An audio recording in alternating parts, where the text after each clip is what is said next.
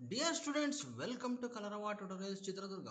Students, ಈ ವಿಡಿಯೋದಲ್ಲಿ ನಾವು 5ನೇ ತರಗತಿಯ ಕನ್ನಡ ಪರೀಕ್ಷೆಗೆ ಇವತ್ತು ಬರೆದಿರ್ತಕ್ಕಂತಹ 11/3/2024 ಬರೆದಿರ್ತಕ್ಕಂತಹ ಕನ್ನಡ ಪ್ರಥಮ ಭಾಷೆಯ ಪರೀಕ್ಷೆಯ ಉತ್ತರಗಳನ್ನು ನೀಡ್ತಾ ಇದ್ದೀವಿ.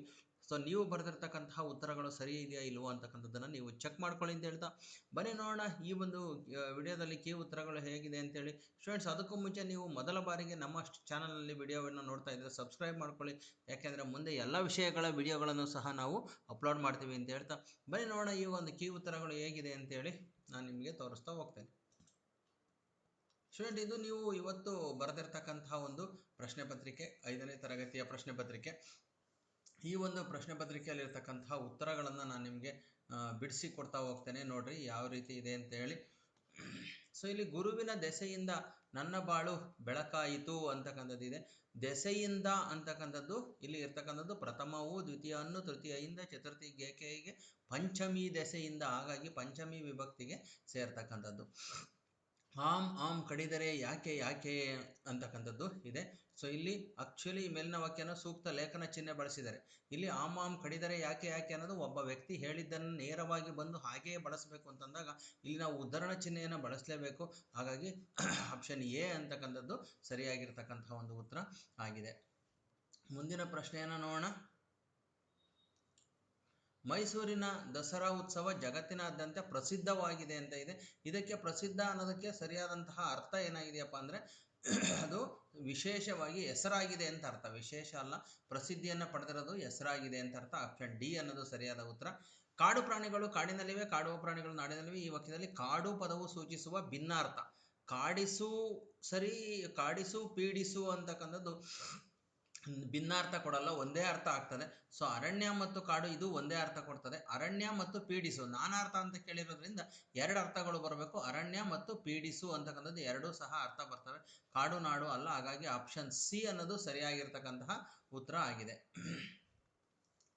ಆರಕ್ಷಕರು ಅಪರಾಧಿಗಳ ಮೇಲೆ ನಿರ್ದಾಕ್ಷಿಣ್ಯವಾಗಿ ಕ್ರಮ ಕೈಗೊಳ್ಳುವರು ಅಂತಿದೆ. ಅಡಿಗೆರೆ ಎಳೆದ ಪದದ ವಿರುದ್ಧಾರ್ಥಕ ಪದ ಯಾವುದಪ್ಪ ಅಂದರೆ ದಾಕ್ಷಿಣ್ಯ. ದಾಕ್ಷಿಣ್ಯ ಅನ್ನೋದಕ್ಕೆ ನಿರ್ದಾಕ್ಷಿಣ್ಯ ಅಂತಕ್ಕಂಥದ್ದು ವಿರುದ್ಧ ಪದ ಆಗಿರ್ತಕ್ಕಂಥದ್ದು. ಕಂಬನಿ ಈ ಪದವನ್ನು ಬಿಡಿಸಿ ಬರೆದಾಗ ನೋಡ್ರಿ, ಇಲ್ಲಿ ಕಣ್ ಪ್ಲಸ್ ಬನಿ ಬಿಡ್ಸಂಗಿಲ್ಲ, ಕಣ್ಣು ಪ್ಲಸ್ ಹನಿ ಬಿಡ್ಸಂಗಿಲ್ಲ, ಕಣ್ಣು ಪ್ಲಸ್ ಬನಿ ಬಿಡ್ಸಂಗಿಲ್ಲ. ಕಣ್ ಪ್ಲಸ್ ಪನಿ ಅಂತಕ್ಕಂಥದ್ದು ಸರಿಯಾಗಿ ಬಿಡಿಸ್ತಕ್ಕಂತಹ ರೂಪ. ಹಾಗಾಗಿ ಕಣ್ ಪ್ಲಸ್ ಪನಿ ಅಂತಕ್ಕಂಥದ್ದು ಕಂಬನಿ ಅಂತಕ್ಕಂಥ ಆಗ್ತದೆ. ಆಪ್ಷನ್ ಡಿ ಸರಿಯಾದ ಉತ್ತರ. ನೆಕ್ಸ್ಟ್ ಬಂದು 7ನೇ ಪ್ರಶ್ನೆಯನ್ನು ನೋಡೋಣ. ಸ್ವರಕ್ಕೆ ಸ್ವರವು ಪರವಾದಾಗ ಯಾವುದೇ ರೀತಿಯ ಸಂಧಿ ಕಾರ್ಯ ನಡೆಯುವುದಿಲ್ಲ. ಸಂಧಿ ಕಾರ್ಯ ನಡೆಯೋದಿಲ್ಲ ಅಂದರೆ ಅದನ್ನು ಪ್ರಕೃತಿ ಭಾವ ಅಂತ ಕರೀತಾರೆ. ಯಾವುದೇ ಆದೇಶ ಆಗಮ ಲೋಪ ಯಾವುದು ಆಗಲಿಲ್ಲ ಅಂದರೆ ಅದನ್ನು ಪ್ರಕೃತಿ ಭಾವ ಅಂಥೇಳಿ ನಾವು ಆ ಹುಡುಗ, ಈ ಮರ ಇಂಥವು ಬರ್ತವೆ. ಸೊ ಹಾಗಾಗಿ ಅದನ್ನು ನಾವು ಪ್ರಕೃತಿ ಭಾವ ಅಂತ ಕರಿತೇವೆ. ದೀಪ್ತಿಯು ರುಚಿ ರುಚಿಯಾದ ತಿಂಡಿಗಳನ್ನು ತಯಾರಿಸಿದಳು. ಈ ವಾಕ್ಯದಲ್ಲಿರುವ ಕ್ರಿಯಾಪದ. ಕ್ರಿಯಾಪದ ಅಂದರೆ ಕೆಲಸ ಮಾಡೋದು. ತಯಾರಿಸಿದಳು ಅಂತಕ್ಕಂಥದ್ದು ಕ್ರಿಯಾಪದ. ಹಾಗಾಗಿ ಆಪ್ಷನ್ ಬಿ ಸರಿಯಾದಂತಹ ಉತ್ತರ. ಅಶ್ವಿನಿ ಶಾಲೆಗೆ ಹೋದಳು. ಈ ವಾಕ್ಯವನ್ನು ವರ್ತಮಾನ ಕಾಲಕ್ಕೆ ಪರಿವರ್ತಿಸಿ. ನೋಡ್ರಿ, ವರ್ತಮಾನಕ್ಕೆ ಕಾಲಕ್ಕೆ ಪರಿವರ್ತಿಸ್ಬೇಕಾದ್ರೆ ಉತ್ತಾ ಬಳಸಬೇಕು ನಾವು. ಹಾಗಾಗಿ ಇಲ್ಲಿ ಇರ್ತಕ್ಕಂಥದ್ದು ಹೋಗುತ್ತಾ ಅಂತಕ್ಕಂಥದ್ದು ಇರ್ತಕ್ಕಂಥದ್ದು. ಹಾಗಾಗಿ ಸಿ, ಆಪ್ಷನ್ ಸಿ, ಅಶ್ವಿನಿ ಶಾಲೆಗೆ ಹೋಗುತ್ತಾಳೆ ಅಂತಕ್ಕಂಥದ್ದು ನಾವು ಇಲ್ಲಿ ಸರಿಯಾದಂತಹ ಉತ್ತರ ಆಗಿದೆ. ಮುಂದಿನ ಪ್ರಶ್ನೆಯನ್ನು, ನೀನು ಹಣ್ಣನ್ನು ತಿನ್ನುತ್ತೀಯೇ. ಈ ವಾಕ್ಯದಲ್ಲಿ ತಿನ್ನು ಪದದ ಧಾತು ಕೇಳಿದರೆ, ತಿನ್ನು ಅಂತಂದರೆ ಇದು ಏಕವಚನ ಆಗುತ್ತೆ. ಹಾಗಾಗಿ ಇವು ಮೂರರಲ್ಲಿ ABC-ನಲ್ಲಿ ಯಾವುದಾದ್ರು ಇದು ಮಾಡಬೇಕು. ಇಲ್ಲಿ ನೀನು ಅಂತಕ್ಕಂಥದ್ದು ಇರೋದ್ರಿಂದ ತಿನ್ನು ಅಂತಕ್ಕಂಥದ್ದನ್ನು ನಾವು ಇಲ್ಲಿ ಮಧ್ಯಮ ಪುರುಷ ಅಂತ ಹೇಳಬೇಕು. ಯಾಕೆಂದರೆ ಉತ್ತಮ ಪುರುಷ ಅಂದರೆ ನಾನು ತಿನ್ನುವೆನು ಅಂತ ಬರುತ್ತೆ. ಇಲ್ಲಿ ಪ್ರಥಮ ಪುರುಷಕ್ಕೆ ಬಂದಾಗ ನೀವು ತಿನ್ನುವಿರಿ ಅಂತ ಬರ್ತದೆ. ಅಥವಾ ಹಾಗಾಗಿ ಇಲ್ಲಿ ಅವನು ಅಂತ ಬರ್ತದೆ, ಅವನು ತಿನ್ನುವನು ಅಂತ ಬರ್ತದೆ. ತಿನ್ನುತ್ತೀಯೇ ಅಂತ ಇರೋದ್ರಿಂದ ಇಲ್ಲಿ ಏಕವಚನ ಮಧ್ಯಮ ಪುರುಷಕ್ಕೆ ಸಂಬಂಧಪಟ್ಟಿದ್ದು. ಆಪ್ಷನ್ ಎ ಅನ್ನೋದು ಸರಿಯಾಗಿರ್ತಕ್ಕಂಥ ಉತ್ತರ ಆಗುತ್ತೆ.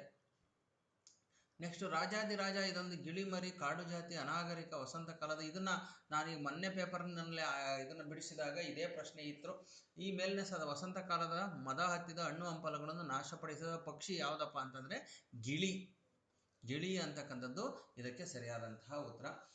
ಕುಣಿಸುವವರ ಹೊಟ್ಟೆ ತಣ್ಣಗಾಗಲಿ ಎಂದು ಮುಗಿಲಿಗೆ ಕೈ ಮುಗಿದ ನಿಂದಾನ. ಇಲ್ಲಿ ಮುಗಿಲಿಗೆ ಕೈ ಮುಗಿದವರು ಯಾರು?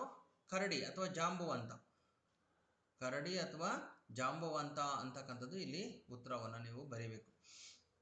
ಈ ಪದ್ಯದ ಮುಂದಿನ ಸಾಲನ್ನು ಬರೆಯಿರಿ ಅಂತ ಇದೆ. ಇದು ನಿಮ್ಮ ಟೆಕ್ಸ್ಟ್ ಬುಕ್ನಲ್ಲಿ ಇರ್ತಕ್ಕಂಥದ್ದು.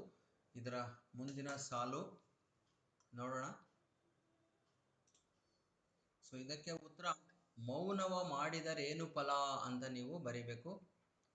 ಮೌನವ ಮಾಡಿದರೇನು ಫಲ ಅಂತಕ್ಕಂಥದ್ದು ಇದರ ಉತ್ತರ ಆಗಿರ್ತಕ್ಕಂಥದ್ದು. 56 ನವೆಂಬರ್ 1 ವಿಶಾಲ ಮೈಸೂರಿನ ಉದಯ ಭಾವನೆ ತುಂಬಲು 73ರಲ್ಲಿ ಕರ್ನಾಟಕವಾಗಿ ಅಂತ ಇದೆ. ಮೈಸೂರು ರಾಜ್ಯ ಕರ್ನಾಟಕ ಆಗಿದ್ದು ಯಾವಾಗ ಅಂತಂದ್ರೆ 1973ರಲ್ಲಿ ಅಂತ ಬರೀಬೇಕು. 1973ರಲ್ಲಿ ಅದು ಮೈಸೂರು ಕರ್ನಾಟಕ ರಾಜ್ಯ ಆಯಿತು. ಹುಣಸೆ ಮರದ ಹತ್ತಿರ ಒಂದು ದುಂಡಾದ ಬಂಡೆಗಲ್ಲಿತ್ತು. ಸೊ ಇಲ್ಲಿ ಹುಣಸೆ ಮರದಲ್ಲಿ ಹಾಡಿ ನಲಿಯುತ್ತಿದ್ದ ಹಕ್ಕಿಗಳು ಯಾವುವು ಅಂತ ಕೇಳಿದ್ದಾರೆ.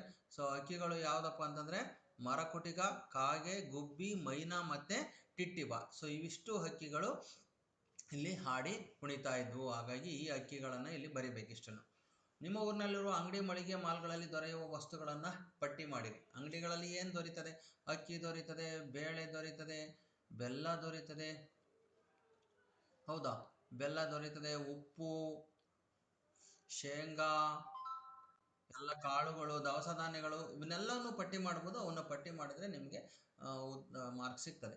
ಜನರಲ್ ಜಿ ಬೇವೂರರ ಕರ್ತವ್ಯನಿಷ್ಠೆ ಅವರ ಪದ್ಮಭೂಷಣ ಪ್ರಶಸ್ತಿ ಗೌರವಿಸಿತು. ಮೇಲಿನ ಗದ್ಯ ಗಮನಿಸಿ ಬೇವೂರರ ಕರ್ತವ್ಯನಿಷ್ಠೆಗೆ ದೊರೆತ ಗೌರವದ ಬಗ್ಗೆ ವಿವರಿಸಿ ಅಂತ ಇದೆ. ಸೊ ನೋಡ್ರಿ, ಅವರ ಕರ್ತವ್ಯನಿಷ್ಠೆಗೆ ಪದ್ಮಭೂಷಣ ಪ್ರಶಸ್ತಿ ಒಂದು ದೊರೆಯಿತು. ಪರಮ ವಿಶಿಷ್ಟ ಸೇವಾ ಪದಕ ಕೊಟ್ಟು ಗೌರವವನ್ನ ಸೂಚಿಸಲಾಯಿತು. ಇವೆರಡನ್ನೂ ಸಹ ಬರೀಬೇಕು. ಜೊತೆಗೆ ಡಾರ್ಜಿಲಿಂಗ್ನಲ್ಲಿ ಕಟ್ಟಿಸಿದಂತಹ ಯುದ್ಧ ಸ್ಮಾರಕ ಭವನಕ್ಕೆ ಜನರಲ್ ಜಿ ಬೇವೂರರ ಹೆಸರಿಡಲಾಯಿತು. ಇದು ಮೂರನ್ನು ಸಹ ಗೌರವ ಸೂಚಿಸೋದಕ್ಕೆ ಬರೀಬಹುದು. ಸೊ ನೆಕ್ಸ್ಟು ಸಂಗೊಳ್ಳಿ ರಾಯಣ್ಣನ ನೆನಪು ಇಂದಿಗೂ ನಾಡಿನ ಜನರಲ್ಲಿ ಏಕೆ ಉಳಿದಿದೆ? ನಿಮ್ಮ ಟೆಕ್ಸ್ಟ್ಗೆ ಸಂಬಂಧಪಟ್ಟಂಗೆ ಬರೀರಿ. ನಿಮ್ಮ ಶಾಲೆಯಲ್ಲಿ ಆಚರಿಸಿದ ರಾಷ್ಟ್ರೀಯ ಹಬ್ಬವನ್ನು ಕುರಿತು 5-6 ವಾಕ್ಯಗಳ ಪ್ರಬಂಧ ಬರೆಯಿರಿ. ಸೊ ಯಾವುದಾದ್ರೂ ನೀವು ರಾಷ್ಟ್ರೀಯ ಹಬ್ಬ, ಸ್ವಾತಂತ್ರ್ಯ ದಿನಾಚರಣೆ ಅಥವಾ ಗಣರಾಜ್ಯೋತ್ಸವ, ಸೊ ಇದನ್ನು ಆಚರಣೆ ಮಾಡಿರೋದನ್ನು ನೀವು ನಿಮ್ಮದೇ ಆದ ವಾಕ್ಯದಲ್ಲಿ ಬರೀಬೇಕಿದನ್ನು. ಬಂದಾರೆ ಬರವ ಕಂದಾನ ತರುವ ಮೇಲಿನ ಭಾವಾರ್ಥವನ್ನು ನಿಮ್ಮ ಮಾತುಗಳಲ್ಲಿ ವಿವರಿಸಿ ಅಂತ ಇದೆ. ಸೊ ಇದನ್ನ ನೀವು ನಿಮ್ಮ ಟೆಕ್ಸ್ಟ್ಗೆ ಸಂಬಂಧಪಟ್ಟಂಗೆ ನೀವು ಉತ್ತರವನ್ನು ಕೊಡಬೇಕು. ಈ ಚಿತ್ರವನ್ನು ಗಮನಿಸಿ ಚಿತ್ರಕ್ಕೆ ಸಂಬಂಧಿಸಿದ 7-8 ವಾಕ್ಯಗಳನ್ನು ರಚಿಸಿ ಅಂತ ಇದೆ. ಸೊ ಇಲ್ಲಿ ಈ ಚಿತ್ರವು ಕುರಿ ಕಾಯುವ ಕುರುಬನ ಒಂದು ಚಿತ್ರವಾಗಿದೆ.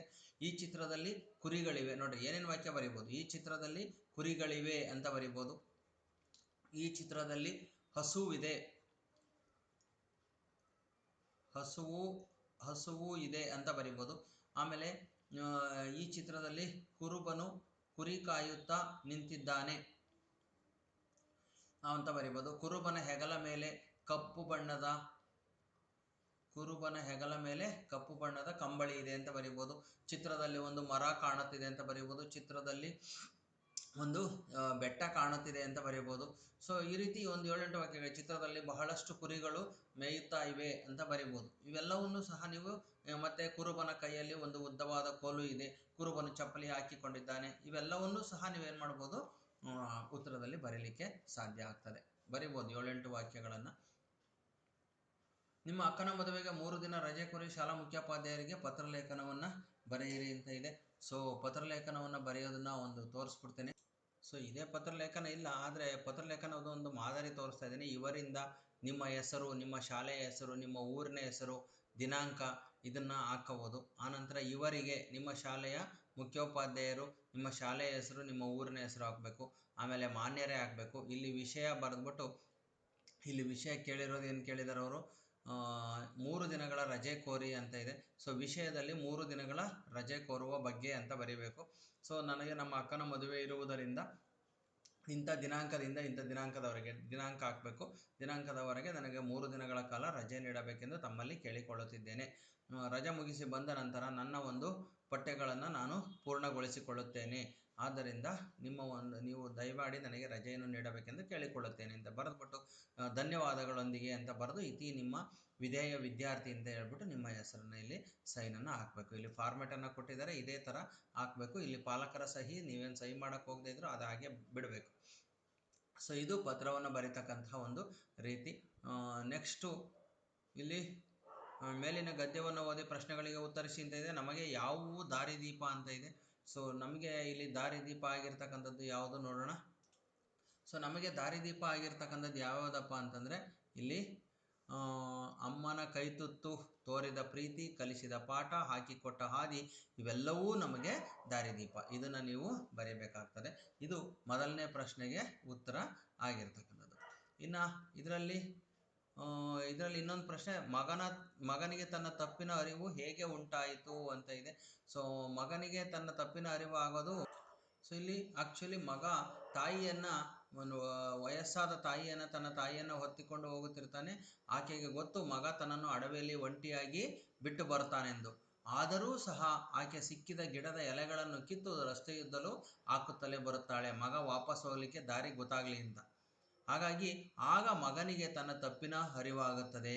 ತಾಯಿಯನ್ನು ಮನೆಗೆ ವಾಪಸ್ಸು ಕರೆದುಕೊಂಡು ಹೋಗ್ತಾನೆ. ಈ ಥರ ಅವನಿಗೆ ತಾಯಿಯ ಬಗ್ಗೆ ಒಂದು ನಾನು ಮಾಡಿದಂತಹ ತಪ್ಪಿನ ಅರಿವು ಆಯಿತು ಅಂತ. ಸೊ ಸ್ಟೂಡೆಂಟ್ಸ್, ಇದು ನಿಮ್ಮ ಒಂದು ಕೀ ಉತ್ತರಗಳನ್ನು ನೀಡಿದ್ದೇನೆ. ನೀವು ಬರೆದಿರ್ತಕ್ಕಂತಹ ಉತ್ತರಗಳು ಸರಿ ಇದೆಯಾ ಇಲ್ವೋ ಅಂತ ಚೆಕ್ ಮಾಡ್ಕೊಳ್ಳಿ. ಈ ವಿಡಿಯೋ ನಿಮಗೆ ಇಷ್ಟ ಆಯಿತು ಅಂತಂದರೆ ಒಂದು ಲೈಕನ್ನು ಕೊಡಿ, ನಿಮ್ಮ ಸ್ನೇಹಿತರೊಂದಿಗೆ ಶೇರ್ ಮಾಡ್ಕೊಳ್ರಿ. ನಮ್ಮ ಚಾನಲ್ಗೆ ಅವ್ರು ಯಾರಾದರೂ ಸಬ್ಸ್ಕ್ರೈಬ್ ಆಗಿರಲಿಲ್ಲ ಅಂದರೆ ಸಬ್ಸ್ಕ್ರೈಬ್ ಮಾಡಿಸಿ, ನೀವು ಸಹ ಸಬ್ಸ್ಕ್ರೈಬ್ ಆಗಿ ಅಂತ ಹೇಳ್ತಾ ಈ ವಿಡಿಯೋವನ್ನು ಮುಗಿಸ್ತಾ ಇದ್ದೀನಿ. ಮುಂದಿನ ವಿಡಿಯೋದೊಂದಿಗೆ ಭೇಟಿಯಾಗೋಣ. ನಾಳೆ ಇರ್ತಕ್ಕಂತಹ ಪೇಪರ್ನು ಸಹ ನಿಮಗೆ ಅಪ್ಲೋಡ್ ಮಾಡ್ತಾ ಇದ್ದೀನಿ, ನೋಡ್ರಿ ಅಂತ ಹೇಳ್ತಾ ಈ ವಿಡಿಯೋವನ್ನು ಮುಗಿಸ್ತಾ ಇದ್ದೀನಿ. ಧನ್ಯವಾದಗಳು ಸ್ಟೂಡೆಂಟ್.